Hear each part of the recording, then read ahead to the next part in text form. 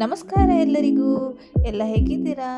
ಇವತ್ತೊಂದು ಒಳ್ಳೆ ರೆಸಿಪಿ ಮಾಡೋಣವಾ? ಗರಿ ಗರಿಯಾಗಿ ಕ್ರಿಸ್ಪಿಯಾಗಿರುವಂಥ ವಡೆನ ಮಾಡೋಣ ಅಂತ ಅಂದ್ಕೊಂಡಿದ್ದೀನಿ. ಬನ್ನಿ ಹೇಗೆ ಮಾಡೋದು ಅಂತ ತೋರಿಸ್ಕೊಡ್ತೀನಿ. ನಾನು ಇವಾಗ ಒಂದು ಬೌಲ್ಗೆ ಚೆನ್ನ ದಾಲ್ ಹಾಕ್ಕೊಂಡು ಸೋಕ್ ಮಾಡಿಟ್ಕೊಳ್ತಾ ಇದ್ದೀನಿ. ನಾನು ಸೋಕ್ ಮಾಡಿಟ್ಟಿರುವ ಚೆನ್ನ ದಾಲನ್ನ ಅರ್ಧದಷ್ಟು ತೊಗೊಂಡು ಮಿಕ್ಸಿಯಲ್ಲಿ ನಾನು ಹಾಕ್ಕೊಳ್ತಾ ಇದ್ದೀನಿ. ಇನ್ನು ಅರ್ಧ ನಾನು ಸಪ್ರೇಟಾಗಿ ಇಟ್ಕೊಂಡಿರ್ತೀನಿ. ನಾನು ಅದನ್ನು ಮತ್ತೆ ಹೇಳ್ತೀನಿ ಯಾಕೆ ಅಂತ.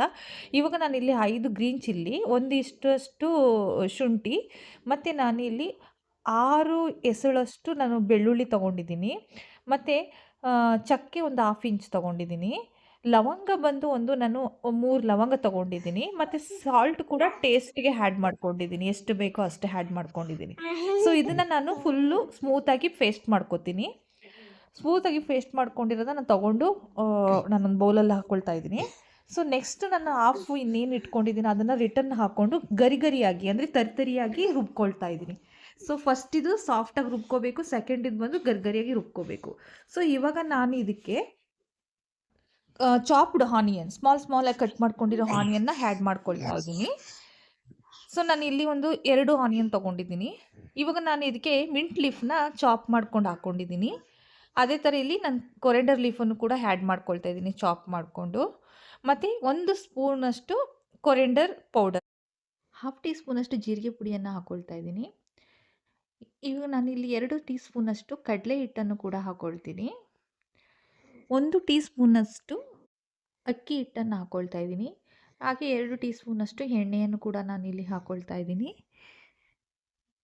ಇದಾಗಿದ್ದ ನಂತರ ಚೆನ್ನಾಗಿ ಕಲಿಸ್ಕೊಳ್ಳೋಣ. ಯಾವುದೇ ಕಾರಣಕ್ಕೂ ನೀರನ್ನ ಹಾಕೋಬೇಡಿ. ನೋಡಿ, ಈಗ ಸ್ವಲ್ಪ ನಾನು ಅರಿಶಿನ ಆ್ಯಡ್ ಮಾಡ್ಕೊಳ್ತಾ ಇದ್ದೀನಿ. ಹಾಕಿದ ನಂತರ ಚೆನ್ನಾಗಿ ಕಲಿಸ್ಕೊಂಡು, ಇಷ್ಟು ಅಳತೆಯಲ್ಲಿ ಅಂದರೆ ಇಷ್ಟು ಮೆದು ಇದ್ದರೆ ಸಾಕು. ತುಂಬ ಗಟ್ಟಿನೂ ಇರಬಾರ್ದು, ತುಂಬ ತೆಳುನೂ ಇರಬಾರ್ದು. ಸೊ ಕಲಸಿ ರೆಡಿ ಇದೆ. ಹಿಟ್ಟು ಕಲಸಿದ ಮೇಲೆ ನಾನಿಲ್ಲೊಂದು ಪ್ಯಾನ್ ಇಟ್ಕೊಂಡು ಪ್ಯಾನ್ಗೆ ಎಣ್ಣೆನ ಕರಿಲಿಕ್ಕೆ ಇಟ್ಕೊಳ್ತಾ ಇದ್ದೀನಿ.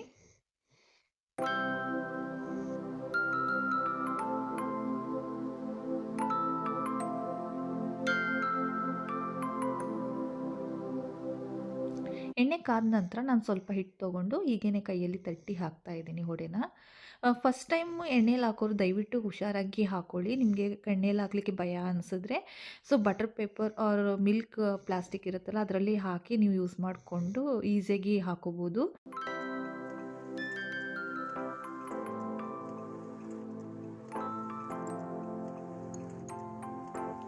ಎಣ್ಣೆಗೆ ಹಾಕಿದ ನಂತರ ಇಮಿಡಿಯೇಟ್ಲಿ ಟರ್ನ್ ಮಾಡಬೇಡಿ.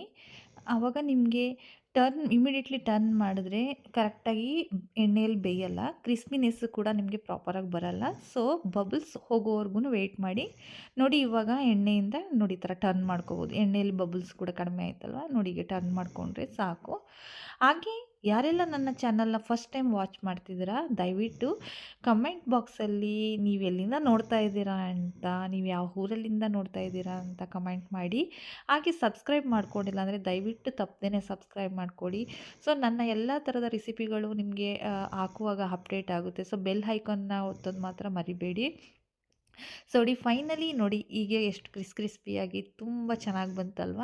ಇದೇ ಥರದ ಒಳ್ಳೆ ಈಸಿ ಆ್ಯಂಡ್ ಸಿಂಪಲ್ ರೆಸಿಪಿಗಳನ್ನ ನಾನು ಅಪ್ಲೋಡ್ ಮಾಡ್ತಾನೇ ಇರ್ತೀನಿ. ತುಂಬ ಒಳ್ಳೊಳ್ಳೆ ವೀಡಿಯೋಸ್ಗಳನ್ನ ನಾನು ಹಾಕ್ತಾ ಇರ್ತೀನಿ.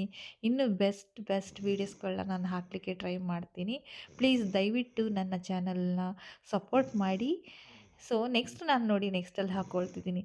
ಮತ್ತು ನನಗೆ ವಡೆನ ಆ್ಯಕ್ಚುಲಿ ನನಗೆ ಪಾಯಸದಲ್ಲಿ ತಿನ್ನಲಿಕ್ಕೆ ತುಂಬಾ ಇಷ್ಟ. ನಿಮಗೆ ಯಾವ ಥರ ತಿನ್ನಲಿಕ್ಕೆ ಇಷ್ಟ? ಸೊ ನಿಮಗೆ ಟೀ ಜೊತೆ ತಿನ್ನಲಿಕ್ಕೆ ಇಷ್ಟನಾ, ಅವರು ಟೀ ಜೊತೆ ತಿನ್ನಲಿಕ್ಕೆ ಇಷ್ಟನಾ, ಯಾವ ಥರ ಇಷ್ಟ ಅದನ್ನು ಕೂಡ ಕಮೆಂಟಲ್ಲಿ ಮರೀದೇ ಹಾಕಿ. ನೋಡಿ, ಫೈನಲ್ ರೆಸಿಪಿ ನೋಡಿ ಎಷ್ಟು ಚೆನ್ನಾಗಿ ಬಂತು ಅಂತ ನೋಡಿದ್ರಲ್ವ. ಸೊ ನಿಮ್ಮ ಕಡೆಯೂ ಇದೇ ಥರ ಮಾಡ್ತಾರಾ ವಡೆನ? ಸೊ ನನಗೆ ಇದು ನನ್ನ ಅಮ್ಮ ಹೇಳ್ಕೊಟ್ಟಿದ್ದು, ನಾನು ಹೀಗೆ ಮಾಡಿದೆ. ನೋಡಿ, ಫೈನಲಿ ಚಟ್ನಿ ಜೊತೆ ಟೀ ಜೊತೆ 2 ಜೊತೆನೂ ನಾನು ಟೀ ಜೊತೆ ಸರ್ವ್ ಮಾಡ್ತಾಯಿದ್ದೀನಿ. ನೋಡಲಿಕ್ಕೆ ಹೇಗೆ ಕಾಣಿಸ್ತಾ ಇದೆ? ಚೆನ್ನಾಗಿ ಕಾಣಿಸ್ತಾ ಇದೆ ಅಲ್ವಾ? ಸೊ ನಿಮಗೂ ಕೂಡ ಈ ರೆಸಿಪಿ ತುಂಬ ಇಷ್ಟ ಆಯಿತು ಅಂತ ನಾನು ಭಾವಿಸ್ತೀನಿ. ಇದೇ ಥರದ ಸಿಂಪಲ್ ಈಸಿ ರೆಸಿಪಿಗಳಿಗೆ ನನ್ನ ಚಾನಲ್ನ ಸಬ್ಸ್ಕ್ರೈಬ್ ಮಾಡೋದನ್ನ ದಯವಿಟ್ಟು ಮರಿಬೇಡಿ. ಇದೇ ಥರದ ರೆಸಿಪಿಗಳಿಗೆ ನೆಕ್ಸ್ಟ್ ವೀಡಿಯೋದಲ್ಲಿ ಸಿಗೋಣ. Bye bye. Thank you for watching my channel.